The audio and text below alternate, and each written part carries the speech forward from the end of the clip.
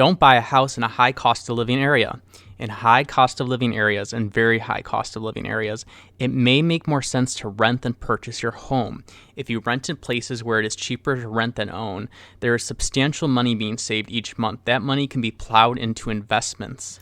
Some of that mortgage payment a homeowner is paying is going towards the principal on the house. After 30 years, the homeowner will have the house paid off, and that essentially becomes like a sort of nest egg.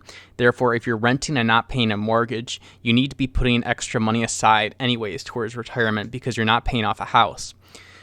For it to make more sense to rent instead of purchasing a house, you must be saving money from renting. I would suggest this amount of money you save from rent needs to meet or exceed the amount of principal you would be paying off by being a homeowner.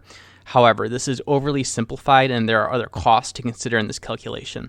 Let's assume a theoretical mortgage with $550 going towards the principal, $700 going towards interest, $700 going towards escrow, and the escrow is essentially going towards like things like insurance and taxes. I would say that if I'm going to rent a place, it needs to be less than the $1,400, which is the interest plus the escrow. Then that $550 I'm saving from the principal needs to be going into like the stock market or investments. Now, this is overly simplified, and I know I'm going to get downvoted and picked apart in the comments. However, this is just a ballpark kind of way to lay out things and like how to think about them. In a previous video, we explored the price to rent ratio, which helps determine if it's better to buy or rent. If we look at this ratio, some of the largest cities and most expensive cities in the United States have high price to rent ratios, which would indicate that you want to be a renter in these markets, not a homeowner.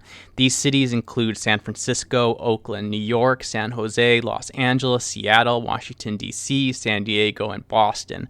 These are very large metros, so I understand that a city is not uniform across the whole city limits. So that's something to think about as well.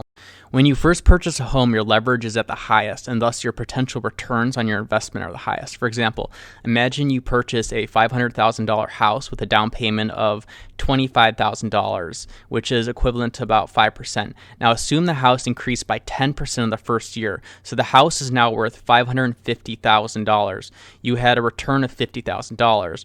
You had to take out a mortgage, and let's assume the interest rate is 5%. So that's $25,000 you're paying in interest for that year.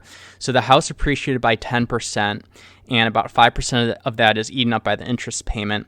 You still have a 5% return left over, which is $25,000. So your down payment was $25,000, your return was $25,000. So that means you had almost like a 100% return in the first year, right? Then you have to consider you're living in the house, which means you aren't spending money on rent. Also, the money you're putting down as a down payment or paying on the principal is paying off the price of the asset. That is equity that increases your wealth and is yours to keep, assuming the market price of the house is stable. The issue is that a house does not always increase in value year over year. For the majority of U.S. history, housing prices have increased only slightly more than the level of inflation in the economy. The stock market has better overall returns than the housing market. Only during a period called the Great Moderation between 1990 and 2006 did the returns from the real estate market rival the stock market. So it is complicated making the decision whether to own or rent, but the more expensive owning is versus renting, the more sense it makes to just rent and invest whatever money you're saving into the stock market.